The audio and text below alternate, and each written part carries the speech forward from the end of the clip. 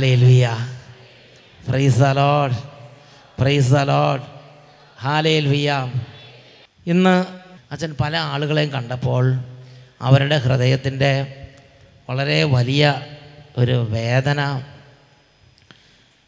കുടുംബജീവിതത്തിൽ ചില സഹനങ്ങൾ, ചില പ്രശ്നങ്ങൾ, കുറച്ച് ബുദ്ധിമുട്ടുകളൊക്കെ കുടുംബ ജീവിതത്തിൽ. അപ്പോൾ ബുദ്ധിമുട്ടുകളൊക്കെ വരുന്ന സമയത്ത്, ആ പ്രശ്നങ്ങളൊക്കെ വരുന്ന സമയത്ത് പല ജീവിതങ്ങളിലും അവരാഗ്രഹിക്കുന്ന ഒരു കാര്യമാണ് ആ പ്രശ്നം ഒഴിവാക്കാൻ വേണ്ടി ആളെ തന്നെ ഒഴിവാക്കുക.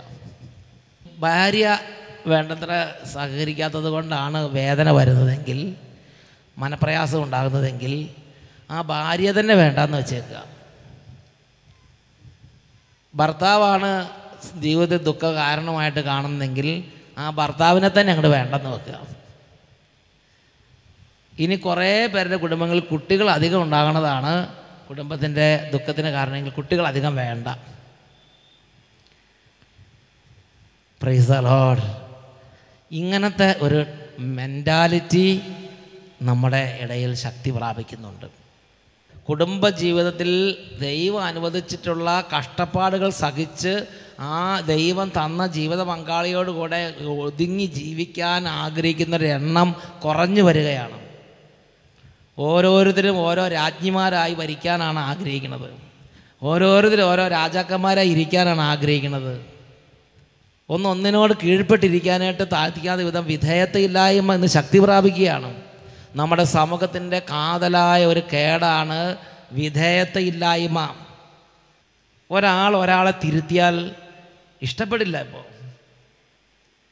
ശാസിക്കാനും നാളില്ലാതെയായി, വഴക്ക് പറയാനും നാളില്ലാതെയായി, തിരുത്താനും നാളില്ലാതെയായി. ആർക്കും അവരവർക്ക് തോന്നിയാസനുസരിച്ച് ജീവിക്കാൻ തക്കവിധം സമൂഹത്തിൽ അരാജകത്വം ശക്തി പ്രാപിക്കുകയാണ്.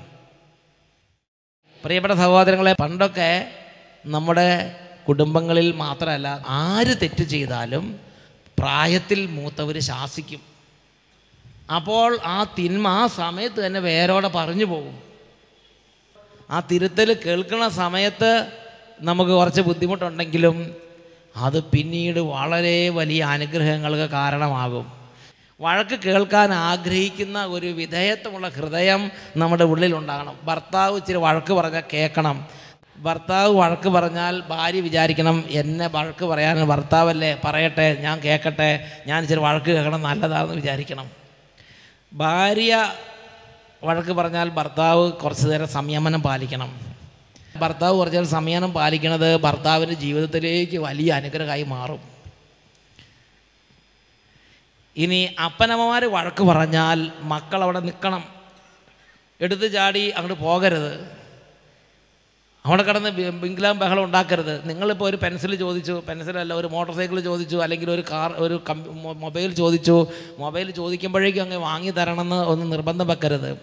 അത് അപ്പനമ്മമാർ ആലോചിച്ച് അവർ ചിലപ്പോൾ നിങ്ങൾക്ക് സമയത്ത് തരുള്ളൂ. ആ സമയം വരെ നിങ്ങൾ കാത്തിരിക്കണം.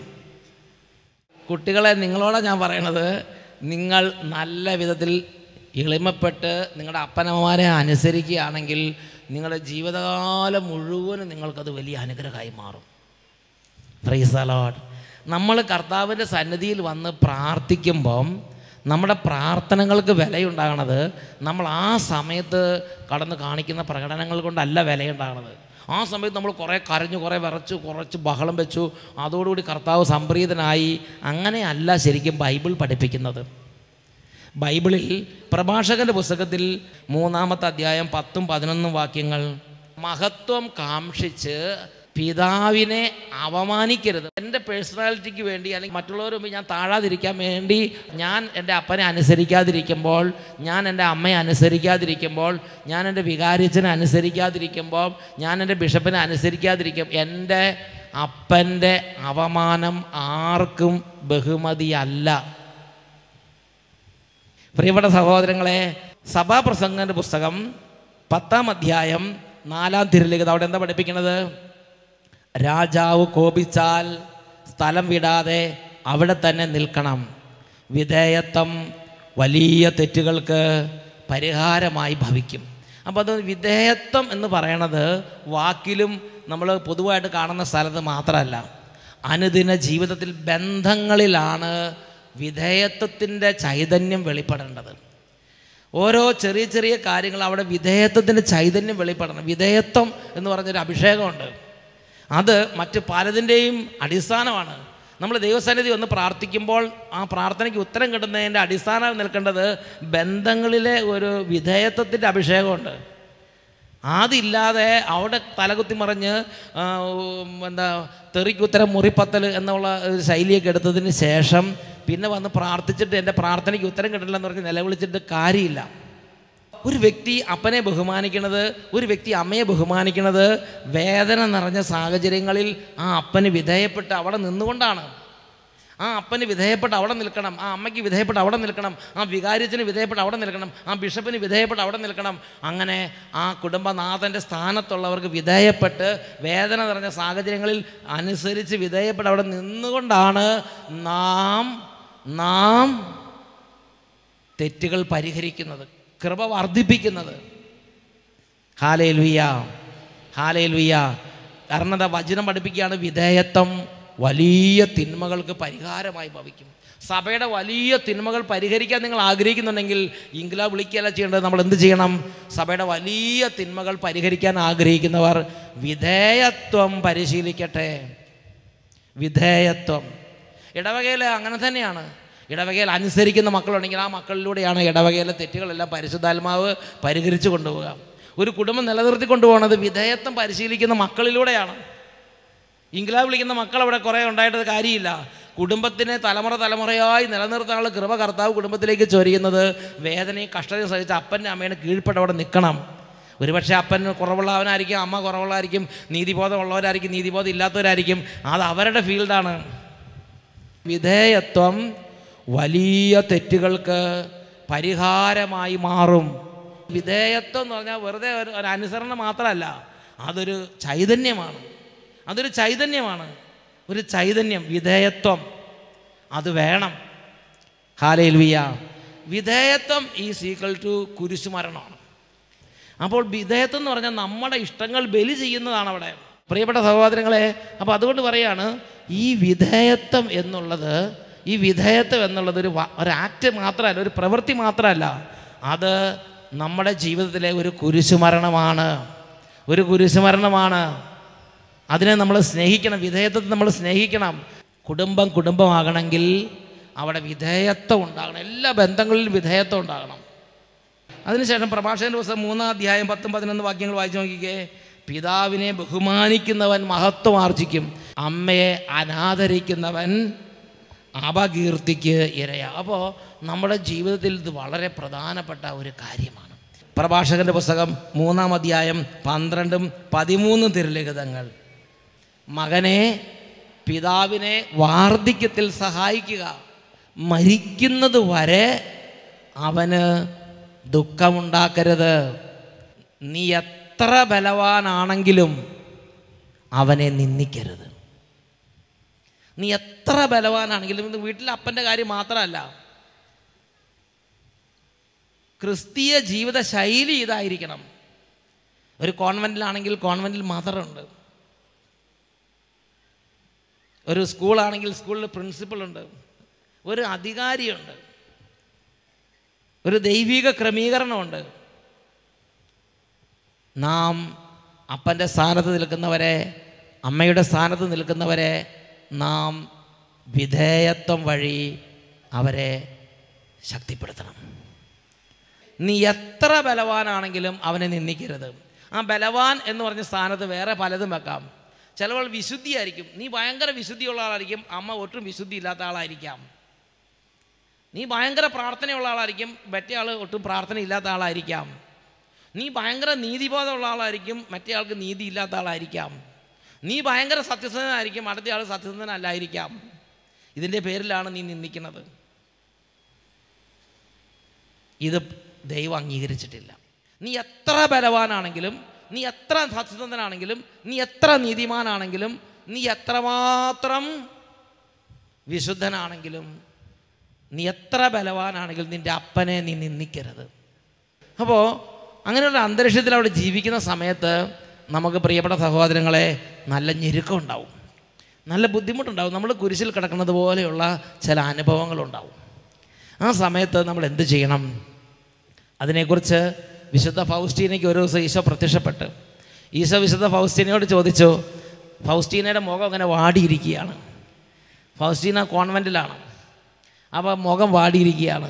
ഉടനെ ഈശോ ചോദിച്ചു, ഫൗസ്റ്റീന എന്താ നീ എൻ്റെ മുഖം അങ്ങനെ വാടിയിരിക്കുന്നത്?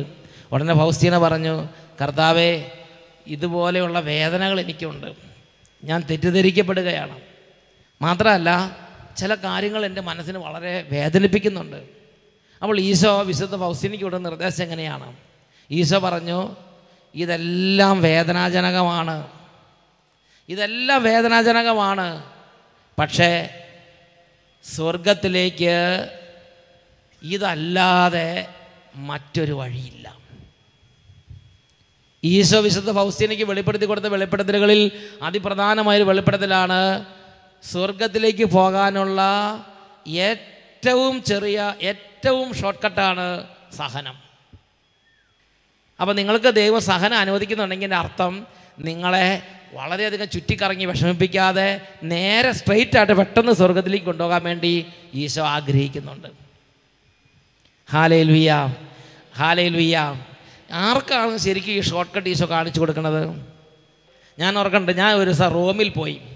റോമിൽ ഫ്രാൻസിസ് മാർപ്പാപ്പനെ കാണണമെന്ന് എനിക്ക് ഒരു താല്പര്യം. അങ്ങനെ റോമിൽ ഫ്രാൻസിസ് മാർപ്പാപ്പനെ കാണാൻ ചെന്നപ്പോൾ എനിക്ക് അവിടെ നല്ല പരിചയമുള്ള നല്ല അച്ഛന്മാരുണ്ട്. അപ്പോൾ സെൻറ്റ് പീറ്റേഴ്സ് ബസിലിക്കയിൽ കുർബാന അർപ്പിക്കാനൊക്കെ അച്ഛന്മാർ വേഗം അറേഞ്ച് ചെയ്ത് തന്നു. എന്നിട്ട് ഫ്രാൻസിസ് മാർപ്പാപ്പ വരുന്ന ആ സ്റ്റേജിൻ്റെ അടുത്തേക്ക് പോകണം. അപ്പോൾ അതിന് ശരിക്കും വലിയ ബാരിക്കേഡുകളും വലിയ സിസ്റ്റംസൊക്കെ ഉണ്ട്. ഇങ്ങനെ കറങ്ങിയടിച്ച് ഇങ്ങനെയൊക്കെ നടക്കണം. അപ്പം ഞാൻ ഇങ്ങനെ കുർബാന അർപ്പിച്ച് കഴിഞ്ഞപ്പോഴത്തേനും അവിടുത്തെ പ്രധാനപ്പെട്ട ഒരു ചുമതലയുള്ള ഒരു അച്ഛൻ വന്നിട്ട് അവിടുത്തെ കാർഡിനലോടൊക്കെ സംസാരിച്ചിട്ട് നേരെ അങ്ങോട്ട് കൊണ്ടുപോയി ഇങ്ങോട്ട് കൊണ്ടുപോയി ഞാൻ നോക്കുമ്പം ആ സ്റ്റേജിൻ്റെ അടുത്തെത്തി. അത് അവിടുത്തെ ഉദ്യോഗസ്ഥന്മാർക്കും അല്ലെങ്കിൽ അവിടുത്തെ പെട്ടെന്ന് ഫാസ്റ്റ് ആയിട്ട് പോകാൻ ഉള്ളവർക്കുള്ള ട്രാക്കാണ്. അതിൽ കൂടെ എന്നെ അങ്ങോട്ട് പെട്ടെന്ന് കൊണ്ടുപോയി. പക്ഷേ സാധാരണ ആളുകൾക്കുള്ള രീതി അങ്ങനെയല്ല. അതിന് ശരിക്കുള്ള ഒരു വലിയ ക്രമീകരണം. ഇത് ഫാസ്റ്റായിട്ട് പെട്ടെന്ന് പോകാനുള്ള ഒരു റൂട്ടാണ്, ഒരു സംവിധാനമാണത്. അപ്പോൾ നമ്മളോട് വളരെ കരുണ തോന്നി, വളരെ അലിവ് തോന്നി, അല്ലെങ്കിൽ നമ്മൾ വളരെ പ്രധാനപ്പെട്ടതായി നമ്മളെ കണക്കാക്കുമ്പോഴാണ് നമ്മളെ അങ്ങനെയുള്ള വഴി കൂടെ പെട്ടെന്ന് സ്പോട്ടിലേക്ക് എത്തിക്കുകയുള്ളൂ. അതുപോലെ സ്വർഗം എന്നത് നമ്മുടെ ഒരു സ്വപ്ന ഭൂമിയാണ്, അല്ലെങ്കിൽ ഒരു സ്വപ്ന ലോകമാണ്. അപ്പോൾ സ്വർഗം എന്ന ആ ഒരു കാര്യത്തിലേക്ക് നമ്മളെ ഷോർട്ടായിട്ട് എത്തിക്കണമെങ്കിൽ ഈശോയ്ക്ക് നമ്മൾ വളരെ പ്രധാനപ്പെട്ടതായി മാറിക്കഴിഞ്ഞാൽ, ഈശോയുടെ മനസ്സിൽ നമ്മളുടെ കാര്യം ഭയങ്കരമായിട്ട് ഈശോ അങ്ങോട്ട് ടേക്കണപ്പ് ചെയ്താൽ, ഈശോ അവർക്ക് നൽകുന്ന ഏറ്റവും സ്വർഗത്തിലേക്ക് പെട്ടെന്ന് ഷോർട്ടായിട്ട് ഫാസ്റ്റായിട്ട് എത്താനുള്ളൊരു മാർഗ്ഗമാണ് സഹനം. അപ്പോൾ ഒരു സഹനം കിട്ടുന്നൊരു വ്യക്തി എന്ന് പറഞ്ഞാൽ, തെറ്റിദ്ധരിക്കപ്പെടുന്ന വ്യക്തി, ഭയങ്കരമായിട്ട് മാനസികവും ശാരീരികവുമായി ഉപദ്രവിക്കപ്പെടുന്ന വ്യക്തി, സഹനത്തിലേക്ക് വിട്ടുകൊടുക്കപ്പെടുന്നൊരു വ്യക്തി എന്ന് പറഞ്ഞാൽ ഈശോയ്ക്ക് അത്രയും പ്രിയപ്പെട്ട ആളാണെന്നാണ് മനസ്സിലാക്കേണ്ടത്. അങ്ങനെ ഇരിക്കുമ്പോഴാണ് നമ്മൾ സഹനത്തെല്ലാം ഉന്തി മാറ്റാൻ നോക്കണത്. അതുകൊണ്ട് വിശുദ്ധന്മാർ ഈ സഹനത്തെ മനസ്സിലാക്കി കഴിഞ്ഞപ്പോൾ വിശുദ്ധന്മാർ പറഞ്ഞത് ഇങ്ങനെയാണ്: എനിക്ക് ഒന്നുകിൽ സഹനം തരിക, അല്ലെങ്കിൽ എന്നെ വേഗം മരിക്കാൻ അനുവദിക്കുക. അപ്പോൾ വിശുദ്ധന്മാരുടെ ജീവിതത്തിൽ സന്തോഷമുള്ള അനുഭവങ്ങൾക്ക് വരുമ്പോൾ മതി, ഇത് അധികം വേണ്ട, മതി എന്ന് പറഞ്ഞിട്ട് കയ്പും വേദനയും തെറ്റിദ്ധാരണയും ഉപദ്രവവും പീഡനവും ഒക്കെ വരുമ്പോൾ കുറച്ചും കൂടി എന്ന് പറഞ്ഞ് പാത്രം നീട്ടിക്കൊടുക്കും. നമ്മുടെ അവസ്ഥ എന്താണ്?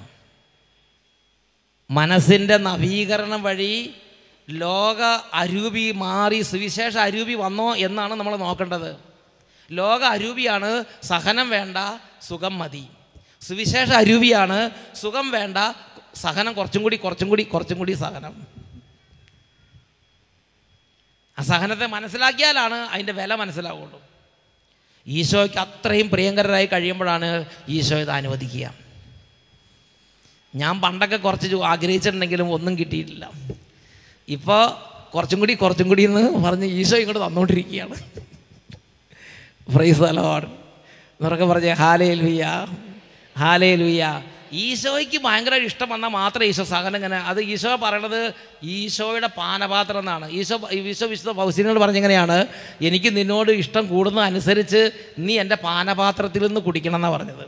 ഈശോ എൻ്റെ പാനപാത്രത്തിൽ നിന്ന് കുടിക്കുക എന്നാണ് ഈശോ അതിനെക്കുറിച്ച് പറയണത്. എൻ്റെ പാനപാത്രത്തിൽ നിന്ന് കുടിക്കുക. അപ്പോൾ അപ്പനും മകനും ഒന്നിച്ചിരിക്കുകയെന്ന് വിചാരിക്കും ടേബിളെ.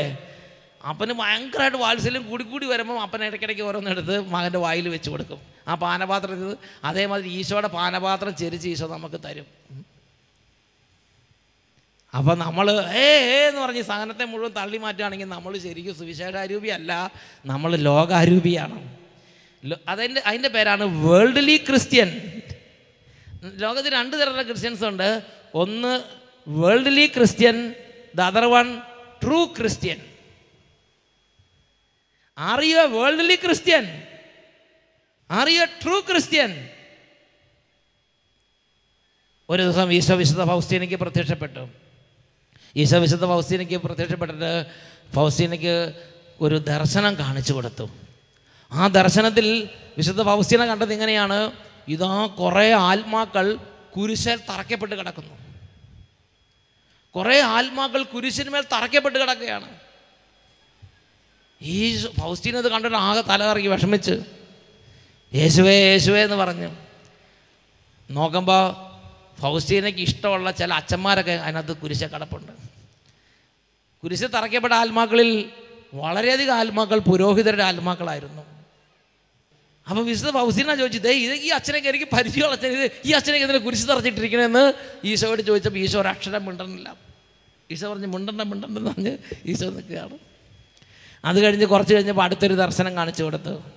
ആ ദർശനം കണ്ടത് ഇങ്ങനെയാണ്, ഒരുപാട് പേര് കുരിശ് ചുമന്ന് തോളെല്ലാം പൊട്ടി എങ്കിലും അവർ വീണ്ടും എഴുന്നേറ്റ് കുരിശ് ചുമന്ന് ഇങ്ങനെ മുമ്പോട്ട് പോയിക്കൊണ്ടിരിക്കുകയാണ്. അവരെ കുരിശ് തറച്ചിട്ടില്ല, പക്ഷെ അവരുടെ തോളിൽ കുരിശിരിപ്പുണ്ട്. കുറച്ച് കഴിഞ്ഞപ്പോൾ ഈശോ 3ാമതൊരു ദർശനം കാണിച്ചു കൊടുത്തു. ആ ദർശനത്തിൽ വിശുദ്ധ ഫൗസ്റ്റീന കണ്ടത് ഒരു കൂട്ടം ആളുകൾ, അവർ ഒട്ടും താല്പര്യമില്ലാതെ ഈ കുരിശ് വലിച്ചഴച്ചു കൊണ്ടുവരികയാണ്. കുരിശിനെ കെട്ടി വലിച്ചുകൊണ്ട് വരിക എന്ന് പറയില്ലേ, കുരിശ് അവരുടെ കയ്യിലുണ്ട്, പക്ഷെ താല്പര്യമില്ലാതെ വലിച്ചഴച്ചുകൊണ്ട് വരികയാണ്. ഈ ദർശനങ്ങൾ കണ്ടതിന് ശേഷം വിശുദ്ധ ഫൗസ്റ്റീന ഈശോയോട് ഇതിൻ്റെ അർത്ഥം ചോദിച്ചു നോക്കി. അപ്പോഴാണ് ഈശോ ഇതിൻ്റെ അർത്ഥം വിശദീകരിച്ച് കൊടുത്തത്. ഈശോ അതിൻ്റെ അർത്ഥം വിശദീകരിച്ച് കൊടുക്കുന്നതാണ്, ഈ ലോകത്തിൽ 3 തരത്തിലുള്ള ആത്മാക്കളാണ്. കുറേ പേര് ഞാൻ പിതാവേ ഈ മണിക്കൂറിന് വേണ്ടിയാണ് ഞാൻ വന്നത് എന്ന് പറഞ്ഞ് അവരവരുടെ വീട്ടിൽ കുരിശുമേ കിടക്കുകയാണ്.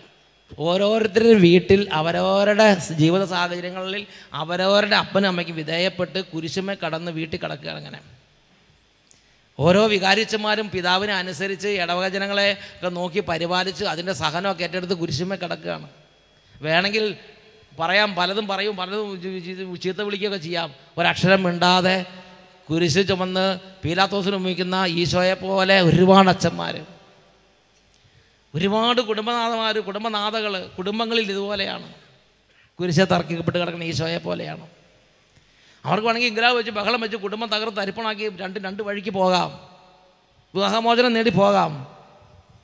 എന്നാൽ കുരിശുമേ തറയ്ക്കപ്പെട്ട് കിടക്കുന്ന ഈശോയെ പോലെ എല്ലാം സഹിച്ച് എല്ലാം ക്ഷമിച്ച് കർത്താവിൻ്റെ കൃപ കുടുംബത്തിൽ വർദ്ധിക്കാൻ വേണ്ടി അവിടെ കുടുംബത്തിൽ കുരിശെ തറയ്ക്കപ്പെട്ട് കിടക്കുകയാണ്. അതിനകത്ത് രോഗത്തിൻ്റെ വലിയ വേദനയുടെ ഒരു മേഖലയാണ് ശരിക്കും ഈശോയെ അനുഗമിച്ച് കുടുംബജീവിതം നയിക്കുക എന്നുള്ളത്. തന്നിഷ്ടപ്രകാരം ധാർഷ്ട്യപ്രകാരമുള്ള കുടുംബജീവിതമുണ്ട്. എല്ലാ സ്ഥലത്തും തന്നിഷ്ടപ്രകാരം ലോകാരൂപിയിൽ കുടുംബജീവിതം നയിക്കാം, ഇടവക ജീവിതം നയിക്കാം, രൂപത എല്ലാം ചെയ്യാം.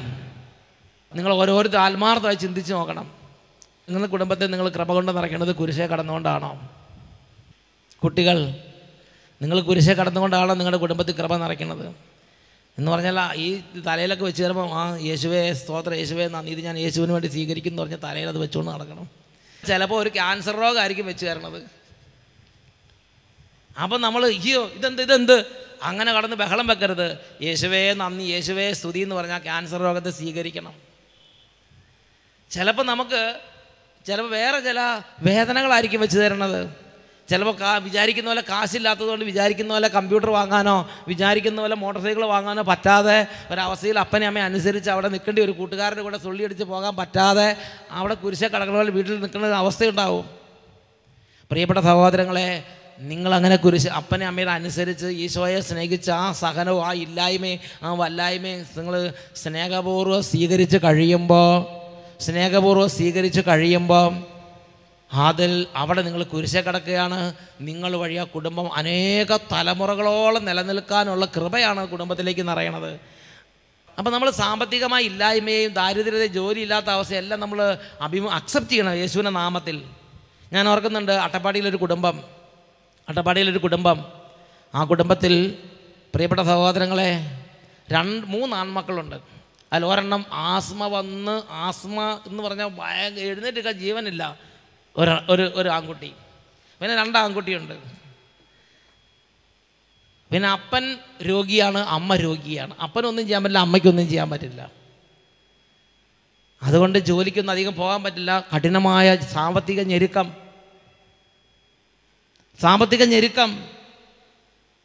അങ്ങനെ സാമ്പത്തിക ഞെരുക്കത്തിൽ ഇരിക്കുമ്പോൾ ഈ മൂത്ത ആൺകുട്ടി സ്കൂളിൽ പോയി വന്നിട്ട് വീട്ടിലെല്ലാം അലക്കണത് മുഴുവൻ മൂത്ത ആൺകുട്ടി അലക്കണം. അവൻ 10ാം ക്ലാസ്സിൽ പഠിക്കുമ്പോഴും 8ാം ക്ലാസ്സിൽ പഠിക്കുമ്പോൾ തൊട്ട് തുടങ്ങിയതാണ്. തുണിയെല്ലാം അവൻ അലക്കണം. പിന്നെ രണ്ടാമൻ ചെറുതായിട്ട് സഹായിക്കും, സോപ്പൊക്കെ ഇട്ട് കൊടുക്കും. അങ്ങനെ വെള്ളമൊക്കെ കപ്പിലൊക്കെ കോരി ഒഴിച്ചു കൊടുക്കും. കിച്ചൺ പണി മുഴുവൻ ഇവർ ചെയ്യണം, ഈ 2 എണ്ണം.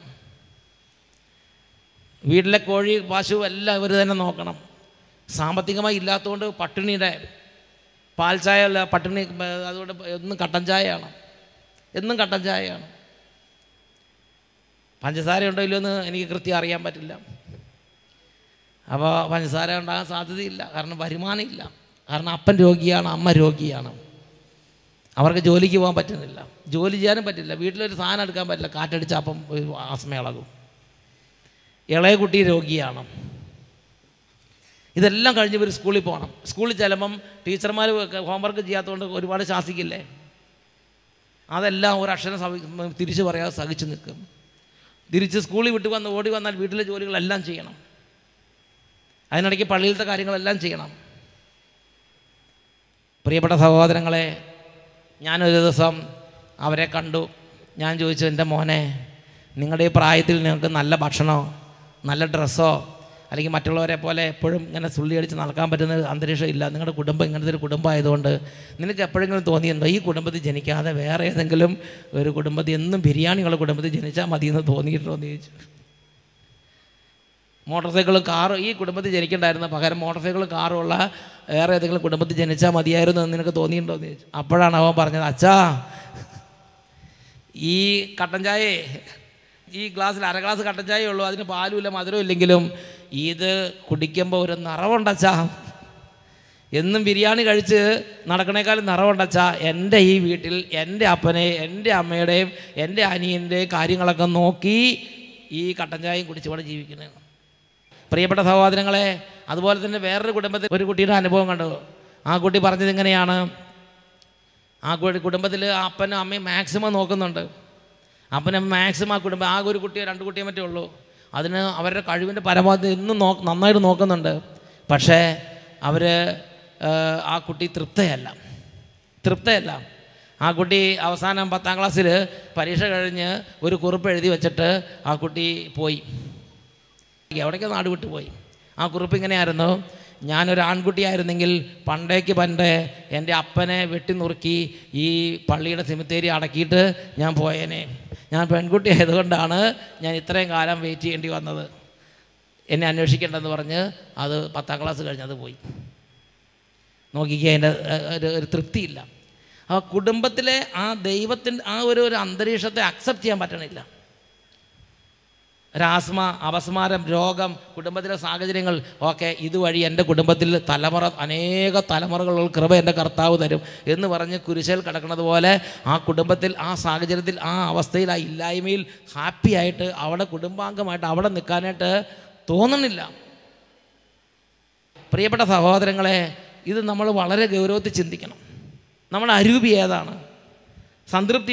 ഇന്ന് നമുക്ക് തൃപ്തിയില്ലെങ്കിൽ അതിൻ്റെ അർത്ഥം കുരിശെ കിടക്കാനും സഹനം സഹിക്കാനും ഇഷ്ടമില്ലാത്തൊരു മനസ്സാണ്, അസംതൃപ്തമായൊരു മനസ്സാണ് നമ്മുടെ മനസ്സ്. ഈശോ വിശുദ്ധ ഫൗസ്തീനയ്ക്ക് തുടർന്ന് എൻ്റെ രഹസ്യം പറഞ്ഞു കൊടുത്തത് ഇങ്ങനെയാണ്: ഈ ലോകത്തിൽ ക്രൂശിതനായ എന്നോട് നിങ്ങൾ എത്രമാത്രം താതാത്മ്യപ്പെടുമോ അത്രമാത്രം മാത്രമേ എൻ്റെ മഹത്വത്തിലും നിങ്ങൾ പങ്കുകാരാവുകയുള്ളൂ. ഈ ലോകത്തിൽ വെച്ച് എൻ്റെ കുരിശു മരണത്തിൽ നിങ്ങൾ എത്രമാത്രം പങ്കാളിത്തം സ്വീകരിക്കുന്നുണ്ടോ മാത്രമേ മരിച്ചതിന് ശേഷം സ്വർഗത്തിൽ എൻ്റെ മഹത്വത്തിൽ നിങ്ങൾക്ക് പങ്കാളിത്തം ഉണ്ടായിരിക്കുകയുള്ളൂ. സ്വർഗത്തിൽ നിങ്ങൾക്ക് കൂടുതൽ പങ്കാളിത്തം തരാൻ യേശു ആഗ്രഹിക്കുമ്പോൾ ഭൂമിയിൽ നിങ്ങൾ കൂടുതൽ തെറ്റിദ്ധരിക്കപ്പെടും, നിങ്ങൾ കൂടുതൽ ഒറ്റപ്പെടുത്തപ്പെടും, നിങ്ങൾ കൂടുതൽ ഞെരുക്കപ്പെടും, നിങ്ങൾക്ക് കൂടുതൽ ക്ലേശം ഉണ്ടാകുന്ന പോലെ തോന്നും, മനപ്രയാസം ഉണ്ടാകുന്ന പല അനുഭവങ്ങളിലൂടെ കടന്നു പോകേണ്ടി വരും. ഒരു വൈദികൻ്റെ ജീവിതാന്തസ്സിനനുസരിച്ച് സഹനങ്ങളുണ്ടാവും. ആ സമയത്ത് കുറച്ച് പേരൊക്കെ ചിലപ്പോൾ ഇച്ചിരി ആശ്വസിപ്പിക്കാനൊക്കെ വേണ്ടി വരും, പക്ഷേ എന്നാലും അവിടെ കുരിശിൽ കടക്കേണ്ടി വരും. Praise the Lord, hallelujah. ഒരു ബിഷപ്പിൻ്റെ ജീവിതാന്തസ്സിനനുസരിച്ച് സഹനം ഉണ്ടാവും, ഒരു കർദിനാളിൻ്റെ ജീവിതാന്തസ്സിനനുസരിച്ച് സഹനങ്ങളുണ്ടാവും. പ്രിയപ്പെട്ട സഹോദരങ്ങളെ, അപ്പോൾ ഇതെല്ലാം തകർച്ചയാണ്, എല്ലാം നശിച്ചു പോയിക്കൊണ്ടിരിക്കുകയാണ്. അങ്ങനെ ചിന്തിക്കരുത്. നമ്മുടെ ജീവിതത്തിൽ രോഗങ്ങളോ ക്യാൻസറോ വരുമ്പോൾ, അല്ലെങ്കിൽ കുടുംബത്തിലെല്ലാം ഭയങ്കര സഹനം പോലെയുള്ള അവസ്ഥ വരുമ്പോൾ ഇതെല്ലാം തീർന്നു എന്ന് ചിന്തിക്കരുത്. അതിലൂടെ എല്ലാം ഈശോയോട് കൂടുതൽ അടുപ്പിച്ചുകൊണ്ടിരിക്കുകയാണ്. ഈശോ കൂടുതൽ നമുക്ക് മഹത്വം നൽകിക്കൊണ്ടിരിക്കുന്ന സമയമാണത്. ഒന്ന് എഴുന്നേറ്റ് വന്നേ. അപ്പം നമ്മളൊന്ന് പ്രാർത്ഥിക്കാൻ പോവുകയാണ്. ഇപ്പം നമ്മൾ ആദ്യം കേട്ടത് നമ്മുടെ ജീവിതാന്തസ്സിനനുസരിച്ചുള്ള കുരിശ് നമുക്ക് വേണം എന്നുള്ളതാണ്. ചെറിയ കുട്ടിക്ക് കൊടുക്കുന്ന കുരിശ് പോരാ, ഒരു വൈദികൻ്റെ ജീവിതാന്തസ്സിനനുസരിച്ച് ഒരു കുരിശ് വേണം. ഒരു സ്കൂൾ കുട്ടിക്കുള്ള കുരിശ് പോരാ ഒരു കുടുംബനാഥന്. നമ്മളത് മനസ്സിലാക്കണം. സഹനത്തിൻ്റെ ആഴം, സഹനത്തിൻ്റെ ഭാരം നമ്മുടെ മേൽ കൂടുതൽ വരുമ്പോൾ നിങ്ങൾ അത്രമാത്രം ഈശോ കൂടുതലായി കണക്കാക്കുന്നുണ്ട് എന്ന് വിചാരിക്കണം. പിന്നെ ഈശോ സ്നേഹിക്കുന്ന ആത്മാക്കളുണ്ട്, അവർക്ക് അവർണ്ണനീയമായ സഹനം ഈശോ കൊടുക്കും. രണ്ട് കാര്യങ്ങൾ ഉയർത്തിപ്പിടിക്കാം. ഈ രാത്രി ഇവിടെയുള്ള എല്ലാ ജീവിതങ്ങളിലേക്കും ഒരു കൃപ ഈശോ തരാൻ പോവുകയാണ്. വലിയ സന്തോഷങ്ങളും ലോകസുഖങ്ങളും, ഐസ്ക്രീം കഴിച്ചുകൊണ്ട് എപ്പോഴും ഐസ്ക്രീം കഴിച്ചുകൊണ്ടിരിക്കുന്ന പോലെ സന്തോഷമൊക്കെ വരുമ്പം മതി കർത്താവേ മതി, എനിക്ക് സന്തോഷം അധികം വേണ്ട, മതി കർത്താവേ മതി എന്ന് പറയാനും, ദുരിതങ്ങളും ക്ലേശങ്ങളും തെറ്റിദ്ധാരണകളും കുറ്റാരോപണങ്ങളും ഒരുപാട് തരത്തിലുള്ള കുരിശിൽ തറയ്ക്കപ്പെട്ട പോലെ അനുഭവം വരുമ്പം കുറച്ചും കൂടി കർത്താവേ എന്ന് ചോദിക്കാനുള്ളൊരു കൃപ. അത് രോഗങ്ങളായിരിക്കാം, വേദനയായിരിക്കാം. അത് പ്രിയപ്പെട്ട സഹോദരങ്ങളെ, ദൈവത്തിൻ്റെ ക്രമീകരണം അനുസരിച്ച് വരുന്ന സഹനവും വേദനയും മരണവും ദുഃഖവും കുടുംബത്തിലെ പ്രശ്നങ്ങളും കുടുംബത്തിലെ മദ്യപാനികളും ഇതെല്ലാം നല്ലതാണ് എന്നുറക്കെ പറഞ്ഞ് ഹല്ലേലൂയ, ഹല്ലേലൂയ. രണ്ട് കാര്യങ്ങൾ ഉയർത്തി ലോകാരുവി മാറി സുവിശേഷാരുവി നിറയാൻ വേണ്ടി ഉറക്കെ സ്തുതിക്കാം. ഹല്ലേലൂയ, ഹല്ലേലൂയ, ഹല്ലേലൂയ. ഈ രാത്രി എല്ലാ ഹൃദയങ്ങളെയും അവിടുന്ന് സ്പർശിക്കണമേ കർത്താവേ.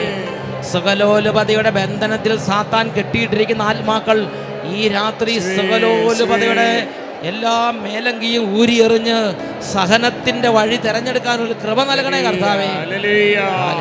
തന്നിഷ്ടത്തിന്റെ വഴികളിലൂടെ നടന്ന് അർമാദിക്കുന്ന പാപബന്ധനത്തിൽ കിടക്കുന്ന ആത്മാക്കൾ ഈ രാത്രി തന്നിഷ്ടത്തിന്റെ വഴി ഉപേക്ഷിച്ച് അനുസരണത്തിന്റെയും വിധേയത്വത്തിന്റെയും ക്രൂശീകരണത്തിന്റെയും വഴി തെരഞ്ഞെടുക്കാൻ അനുഗ്രഹിക്കണമേ കർത്താവേ.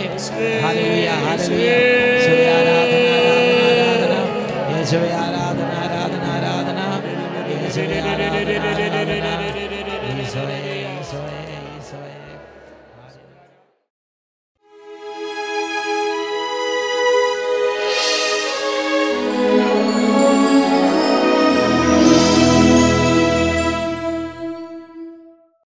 ഈ നിമിഷങ്ങളിൽ രണ്ട് കരങ്ങളും കൂപ്പി ഈശോയുടെ മുമ്പിൽ മുട്ടുകുത്തി നിന്ന് ധ്യാനപൂർവം നമുക്ക് പ്രാർത്ഥിക്കാം.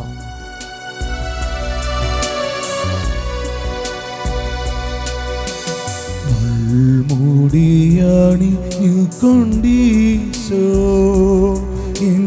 മുഖത്തൊരു മുത്തം നൽകി, മുള്ളുകളെൻ മുഖ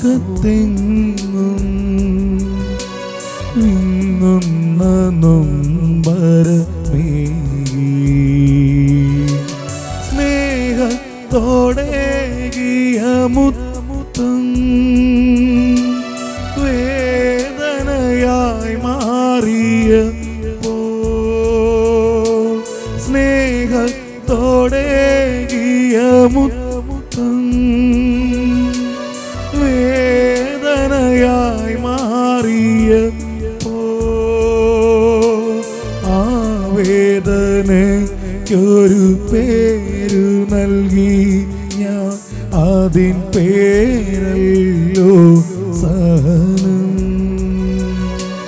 അതിൻ പേരല്ലോ സഹനം. യേശുവേ രണ്ട് കരങ്ങൾ ഉയർത്തി ഈശോയിലേക്ക് നോക്കി ഒരുമിച്ച് യേശുവേ യേശുവേ യേശുവേ യേശുവേ. കൈകൾ ഉയർത്തി വിളിക്കുന്നു, ഹൃദയം നുറുങ്ങി വിളിക്കുന്നു. ക്രൂശിതനായ യേശുവിൻ അത്ഭുത ശക്തി. ഹല്ലേലൂയ ഹല്ലേലൂയ ഹല്ലേലൂയ ഹല്ലേലൂയ ഹല്ലേലൂയ ഹല്ലേലൂയ ഹല്ലേലൂയ ഹല്ലേലൂയ ഹല്ലേലൂയ. ക്ഷീണിതർ ശക്തി പ്രാപിക്കട്ടെ. സഹനത്തോട് വൈമുഖ്യം ഉണ്ടായിരുന്ന ഹൃദയങ്ങളിൽ ഇപ്പോൾ ആ അന്ധകാരപീഠ മാറട്ടെ. വലിയൊരു തുറവി, വലിയൊരു അഭിഷേകം, സ്വർഗശക്തി ഇപ്പോൾ വലയം ചെയ്യട്ടെ. ഹല്ലേലൂയ ഹല്ലേലൂയ ഹല്ലേലൂയ.